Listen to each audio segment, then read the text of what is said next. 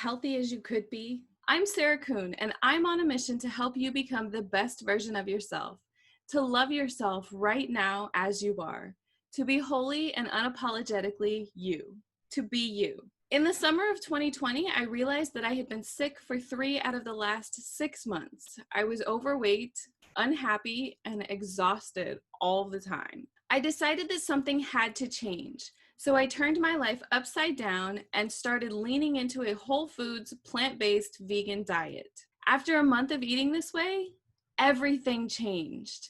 I feel so much better. I have way more energy, and I'm a lot happier, a lot less anxious, and a lot less depressed. I want to share what I've learned with you to help you make those changes as well. In this video, I'm going to show you how to make cashew cheese, which is an amazing substitute for cheese when you're vegan. It doesn't taste like cheese, but it has a really, really good flavor. We're going to start with making Rejuvelac, and then we're going to add the cashews later, and then I'm going to show you a couple of ways that I like to flavor it as well. And if you end up making this recipe, I would love to hear about how you like it. You can post it in the comments. The first step to making cashew cheese is to make what's called Rejuvelac. And you do that with some kind of grain, either quinoa or brown rice or barley, whatever you want to use. I like to use quinoa. Obviously, if you use a different type of grain, it's going to make the flavor different. So I'm going to use quinoa. You also need a couple of glass jars. I'm reusing some glass jars that I had marinara sauce came from. I'm just using a bowl just in case I spill it because I don't want it to go everywhere. And then you also need some cheesecloth and some rubber bands. And then I have a measuring cup too. So, okay, so we will start by measuring,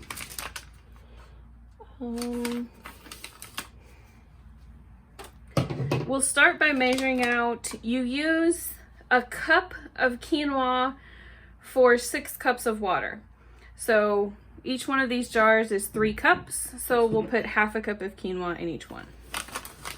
And hopefully, yeah, it's probably gonna go everywhere.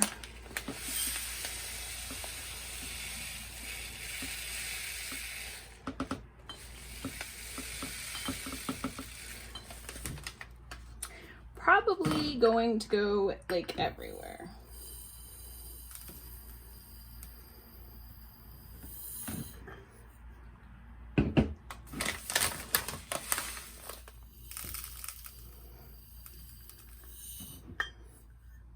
All right, I'm surprised that wasn't a bigger disaster. Okay, so now we're going to fill the jars up with water. All right. So there we have the jars filled with water, and now we're going to put a double layer of cheesecloth over them. This is cheesecloth that I already had from the last time I made these.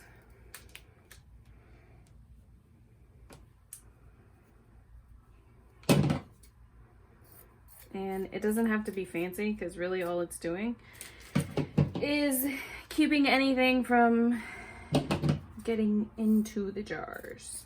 So what we're doing here is we're going to sprout the grain. So once you have your jar set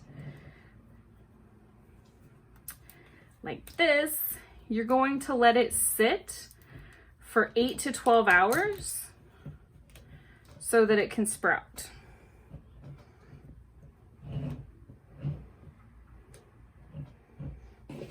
Maybe you should probably cut your cheesecloth a little bit bigger so it's a little bit easier to handle.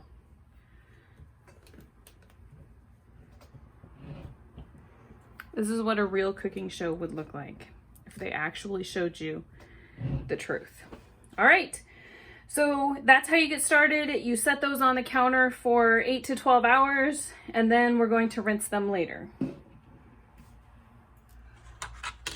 Now we are going to strain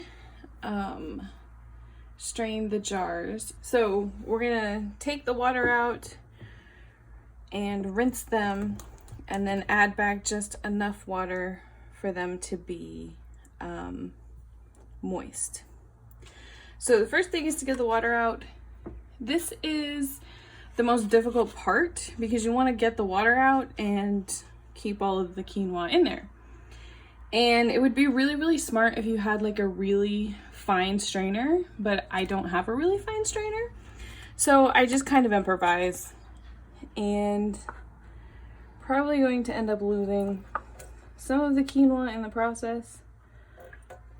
Hopefully we won't lose too much. You also want to rinse them. So I probably don't rinse them correctly because I don't really dump all of the water out. Oh, see, because what happens is you end up dumping a whole bunch of the quinoa out, which is not what you want to do. So I just rinse them like a couple of times and then leave enough water in there that they stay moist, which is what you're supposed to do.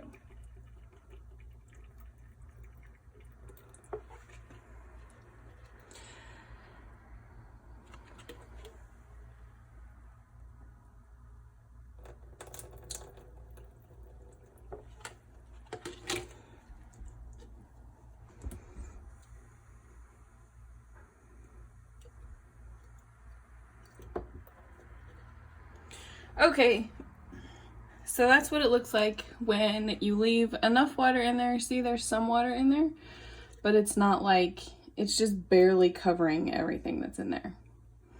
So it's a complete and total mess. Normally, that's part of the process. If you lose some of the quinoa, again, also part of the process. And then we just go ahead and put the cheesecloth back on there. And then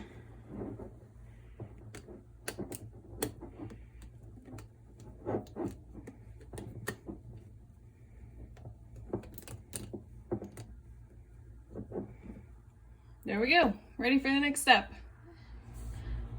Okay, so once our quinoa is sprouted, I think you can see the little sprouts coming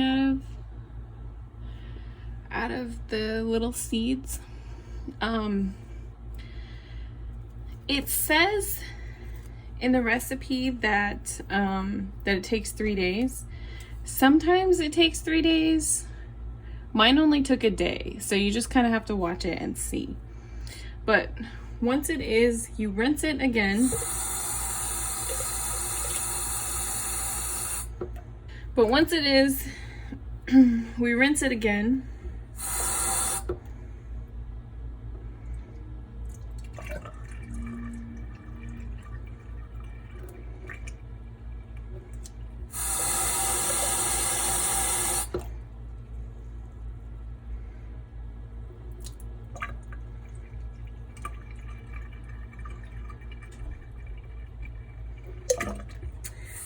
And then you fill the jar all the way up with water.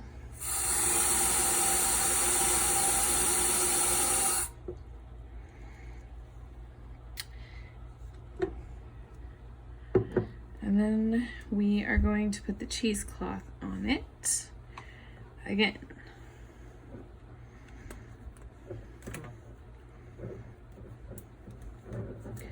And then you let this sit on the counter until the water gets cloudy.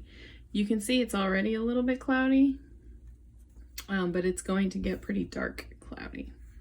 So we'll leave it on the counter until it gets cloudy. Okay, draining these things can be challenging sometimes, but we'll see. It would probably be really, really helpful if I had a strainer for that was like a really fine strainer. But I don't have one, so we just have to wing it. So we're interested in keeping the liquid and we want to get rid of all the quinoa.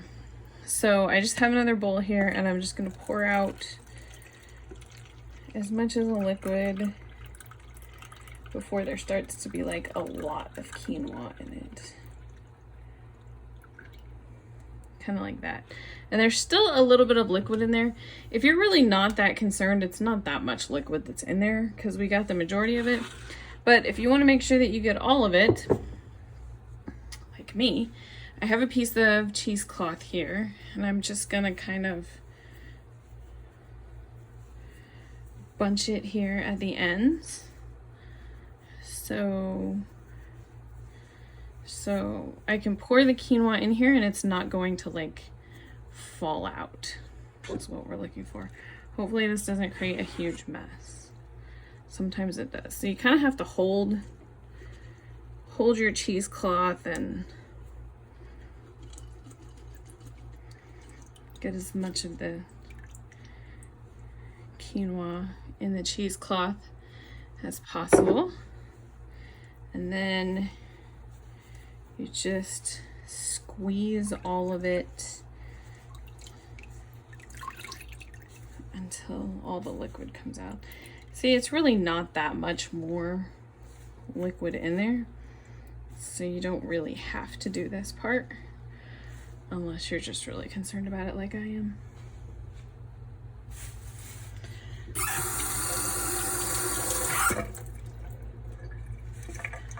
Okay, so then what you do is you just rinse all of the rest of that out of your jar and then pour the rest of it, rinse your jar out and then pour the rest of it back into your jar.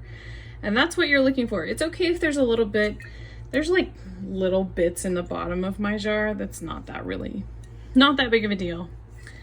So that's what you're looking for. This will keep in your refrigerator for up to 4 weeks, and it'll keep in the freezer for quite a bit longer. I've kept some for months when you freeze it. All right, so the next step in making cashew cheese is to grab your cashews, and I have a couple of little bowls of them here, I guess.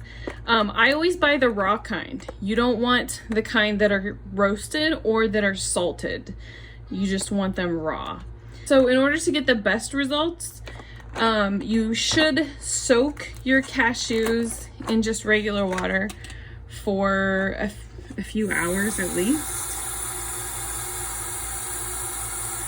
You can do this without soaking them, but when you soak them, it helps soften them up so they blend a little bit better.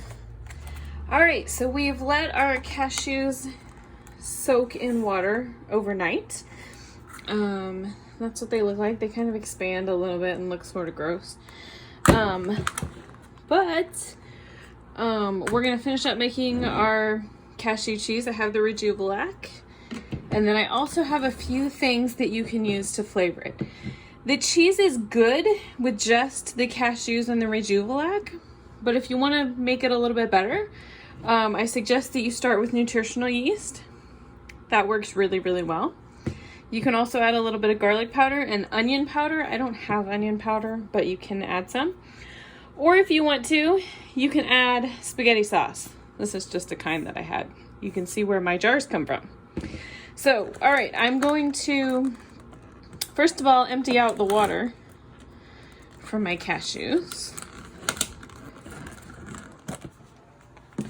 All right, once we have the water emptied out, and we just pour them into the blender.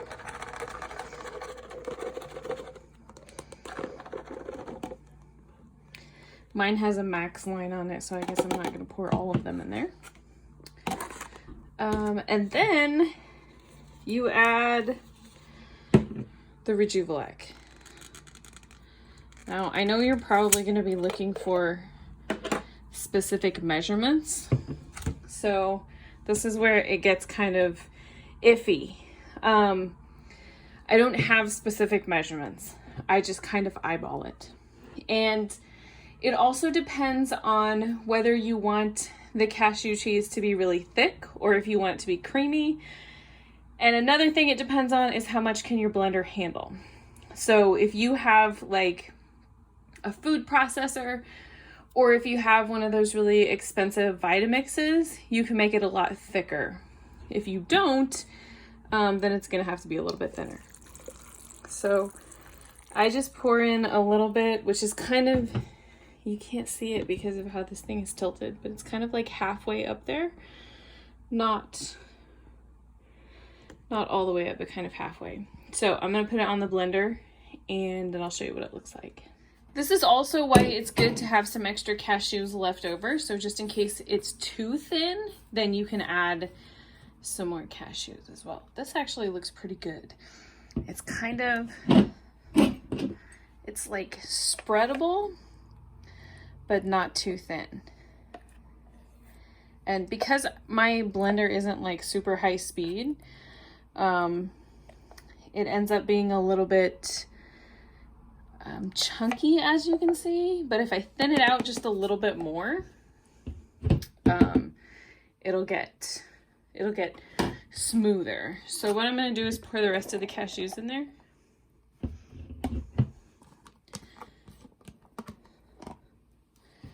And then put quite a bit more of the Rajugulak in there. And then hit the blender again. All right. So there you have it. That's what it looks like. This cheese is more creamy and spreadable. It's not like a hard cheese that will set up. It's great to use for pasta, for like macaroni and cheese, or it's also really good on pizza. And I like to make it too, just like to take a piece of bread and spread this cheese on it and then put it in the oven, or if you have a toaster oven, it's really good. So that's the base. That's the plain base. So like I said, if you want to spice it up, you can put some nutritional yeast in it, which is what I usually do. And again, I don't really have exact measurements, but since there's quite a bit of it here, I'll put quite a bit of the nutritional yeast in there. And sometimes I put a little bit of garlic powder in there as well. If I'm making something like pasta, I like to put marinara sauce with it, like half and half, because it makes it kind of like a cream sauce. So you can throw it back in the blender, or you can just stir it up, and it takes on a little bit different flavor. It tastes more like cheese when you put nutritional yeast in it. It's not going to taste like cheese, but it tastes a little bit more like cheese when you put nutritional yeast in it. So there you go. That's how you make cashew cheese.